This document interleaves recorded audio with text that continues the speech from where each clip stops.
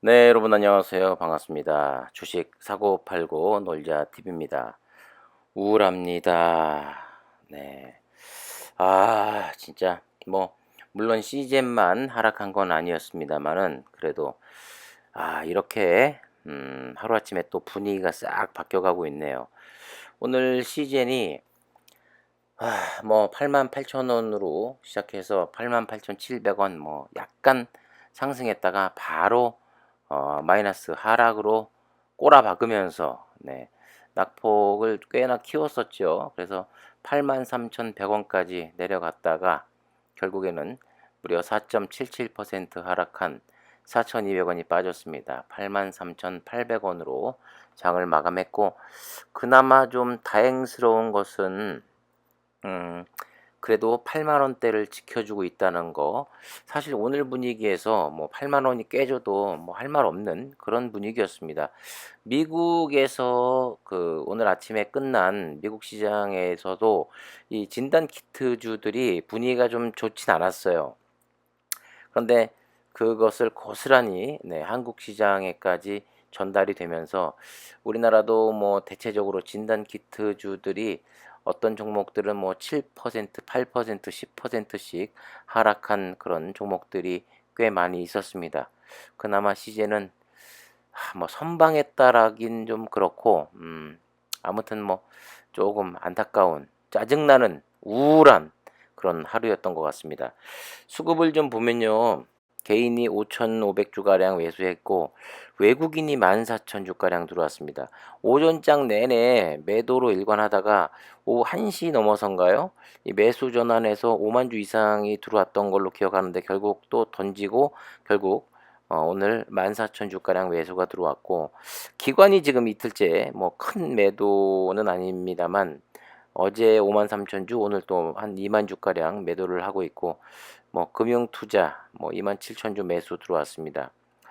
뭐 그리고 대부분이 뭐 연기금 사모펀드 할 것 없이 뭐 2만 주대 2만 주가량씩을 다 매도를 했습니다.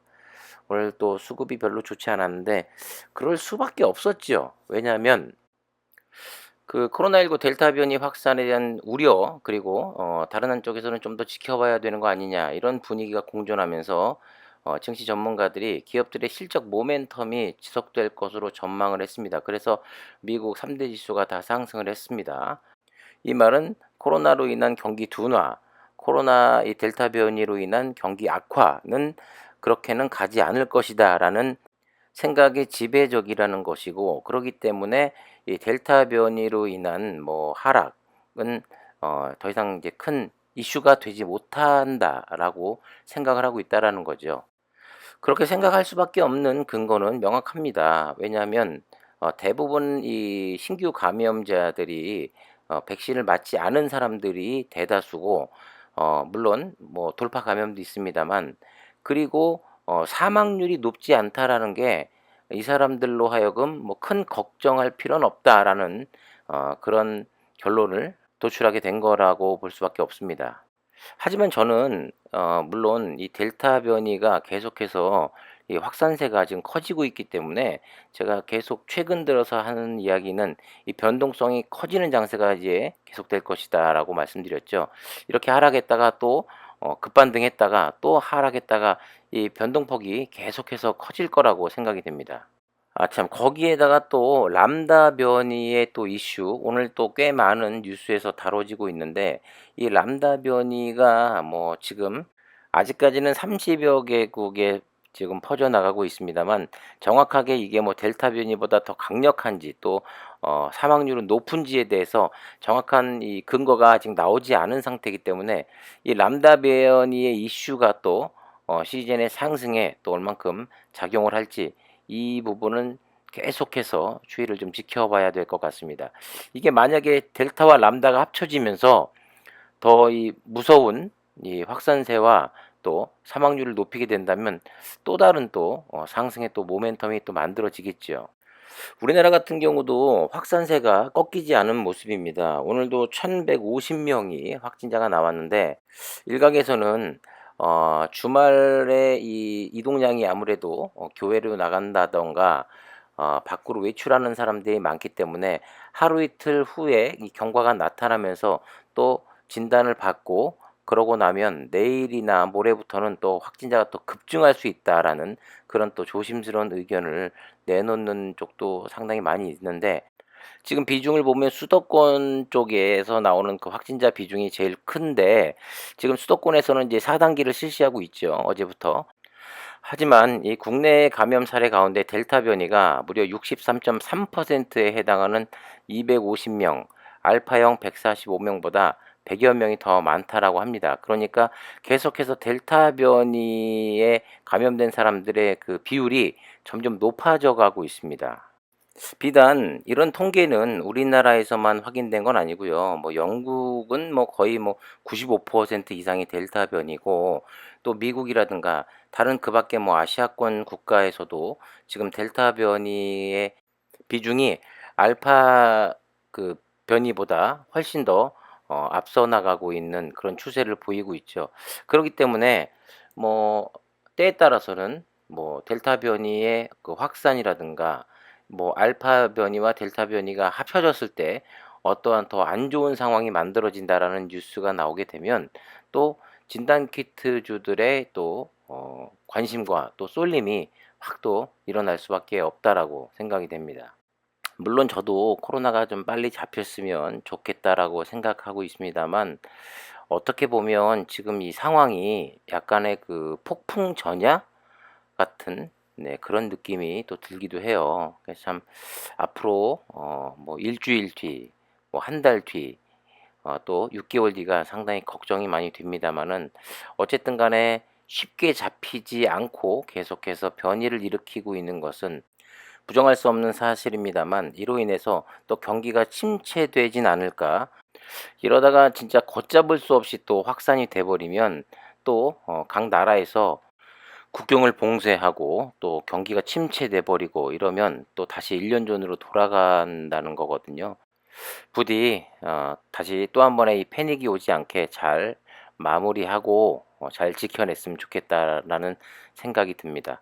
자, 그리고 우리나라에서 드디어 늦은 감이 있습니다. 확실히 이 델타 변이 확진자 비율이 치솟자 정부가 변이 대응을 위해 PCR 이 시범 사업을 도입한다고 합니다. 참, 이제 또 소잃고 외양간 고치고 있습니다. 중대본이 변이 바이러스 감시 확대를 위해 지자체에서도 델타 변이 검사가 가능하도록 새로운 선별 검사 PCR 분석법을 도입해서 시범 적용하기로 했다고 밝혔습니다. 아니, 지지난주인가 벌써 이 시즌에서는 델타 변이를 구별할 수 있는 그 진단 키트가 다 나왔는데도 불구하고, 아니 뭐 하다가 이제서야 이렇게 1000명이 계속해서 넘어가고 있는 이 시점에 뒤늦게 4단계 발표하고 또 뒤늦게 델타 변이 PCR 분석법을 시범 도입한다라는 이런 뉴스가 나왔는데, 정말 한심하기 짝이 없습니다. 뭐 전체 우리나라 공무원 전체를 다 뭐 이야기하는 건 아닙니다만은, 이 특히 이 식약처에 근무하는 사람들과 이렇게 이 중대본에 근무하는 이 사람들 왜 이러는 걸까요? 진짜. 이 사람들은 이 델타 변이, 코로나 변이가 자꾸 확산되는 것을 바라해서 이러는 걸까요? 그렇진 않을 텐데 말이에요. 참, 왜 이렇게 일 처리를 이딴 식으로밖에 못하는지. 물론 그 시즌에서 코로나 델타 변이를 이제 구별해낼 수 있는 키트를 개발했고 제품이 나왔고, 아무리 그 적중률이 높다고 해도 물론 이 사람들 입장에서는 시즌이란 제품을 뭐 쓰겠다라고 해서 뭐 전국에 이 제품을 갖고 이제 진료소에서 사용하는 데 있어서 뭐 특혜를 주는 것은 아니냐, 뭐 이런 얘기가 또 나올 겁니다. 뭐 다른 회사에서는 또 가만히 있겠습니까? 하지만 여러분들도 아시다시피 지금 사안이 중요하고, 그렇게 특혜 의혹에서 휩싸이지 않으려면 예를 들어서 그 델타 변이를 구별할 수 있는 제품들을 놓고 똑같이 테스트를 한 후에 가장 높은 이 적중률을 보인 회사 거를 빨리 사용하게 만들면 되는 거 아니겠습니까?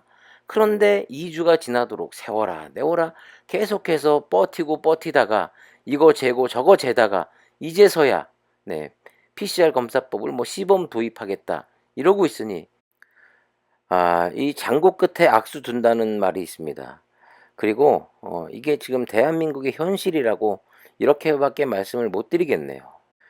그리고 그만큼 이 적중률이 높으면 여러분들 아시다시피 긴급 사용 승인이라는 그런 제도는 분명히 있습니다. 아니, 빨리 긴급 사용 승인을 내줘서 이 제품으로 하여금 델타 변이를 잡을 수 있게끔, 확산세를 줄일 수 있게끔 정부에서도 노력을 해야지. 여러분들 보십시오. 분명히 이제 델타 변이가 확산될 대로 확산돼 가지고 식약처 승인 나잖아요. 그러고 나면 이제 벌써 람다 변이가 또 휩쓸고 있습니다. 그러면 또 그때 람다 변이를 구별해낼 수 있는 진단 키트를 또 개발해서 식약처 승인 넣잖아요. 그럼 람다 변이 다 확산된 후에 또 다른 변이가 나올 때 그때 또 식약처에서 승인 내줄 겁니다. 네. 지금 대한민국 현실이 이렇습니다. 이러니 시즌이 잘 가겠습니까? 가다가도 자빠지지. 아니, 외국 사례를 들어보면 그 백신도 뭐 10년 걸려 나올 백신을 그냥 긴급 사용 승인해 가지고, 그래? 아니, 10,000명 나와서 물론 10명 부작용 있을 수 있고 죽을 수 있어? 야, 그래도 9,990명 살릴 수 있잖아. 일단 긴급 승인해. 사용 승인 내줘. 이렇게 일처리하지 않습니까? 자, 뭐 이렇게 얘기해 봐야 뭐 제 입만 아프고, 네, 뭐 이런 정치적인 또 문제에 또 얽힐 수 있기 때문에 여기서 그냥 이 얘기는 이쯤 하도록 하고, 자, 어쨌든 간에 계속해서 시장에서는 변동성은 커질 수밖에 없다라는 거 꼭 말씀드리고 싶고, 또 내일 또 갑자기 또 반등하는 그런 모습 충분히 보일 수 있다고 생각이 됩니다. 왜냐하면 델타 변이가 아직 끝을 보인 게 아니라 이제 시작이기 때문에 그렇습니다. 또 어떤 뉴스 하나, 또 어떤 소식 하나에 급등했다 급락했다 이런 반복이 있을 수밖에 없고, 중요한 것은 과연 이 8만 원을 잘 지지를 해 주느냐, 그리고 상승했을 때 또 9만 원에 돌입을 했을 때 또 9만 원 선을 또 등락폭이 있겠지만 잘 지지를 해 주느냐, 그리고 하방을 잘 지지해 가면서 우상향하고 있는 모습을 보이느냐가 중요한 것 같습니다. 자, 오늘 너무 힘들었습니다만 그래도 끝까지 여러분들 힘내시고 길게 보셔야 됩니다. 길게. 오늘 영상은 여기서 마치겠고요. 구독과 좋아요, 알림 설정 부탁드리겠습니다. 지금까지 주식 사고 팔고 놀자 TV였습니다. 감사합니다.